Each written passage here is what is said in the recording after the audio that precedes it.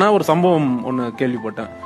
கொல்கத்தால ஒரு ஃபேமிலி, அதில் இருக்கிற ஒரு பர்சன் வந்து ரொம்ப கொடூரமாக இறந்துட்டாங்க, கொன்னுட்டாங்க. ஸோ போலீஸ் வந்து பேக் ட்ராப் பண்ணி அதை சர்ச் பண்ணும்போது அவங்களுக்கு கொன்னது ஒரு 4 பேர். அந்த 4 பேரும் பிடிக்கிறாங்க. ஸோ அந்த 4 பேருமே யாருன்னா கூலிப்படை, யாரோ ஒருத்தவங்க ஹையர் பண்ணி இவனை கொல்ல சொன்ன ஒரு 4 பேர். ஸோ அந்த 4 பேரை வந்து விசாரிக்கும் போது தெரியுது இவங்க 4 பேரையும் ஹையர் பண்ணது அந்த வீட்டுக்கு பக்கத்து வீட்டுக்காரர். ஸோ ஏன் அப்படின்னா இவரோட காரை நிறுத்த இடம் இல்லை. ஏன் காரை அவன் வீட்டு வாசல் நிறுத்தின, அந்த காரை அவன் பண்ண ஏதோ ஒரு டேமேஜ். ஸோ அதனால இவன் இந்த எக்ஸ்ட்ரீமிட்டி போறான். அது ஏன் அப்படின்னா அது வெறும் பொருளா பார்க்காம அதை தாண்டி அது என்னுடைய அதை தொட்டா என் மேலேயே தொட்ட மாதிரி அப்படின்ற ஒரு விஷயம் இருக்கு. ஸோ நம்ம ஹியூமன் வேல்யூங்கிறது ரொம்ப முக்கியம்.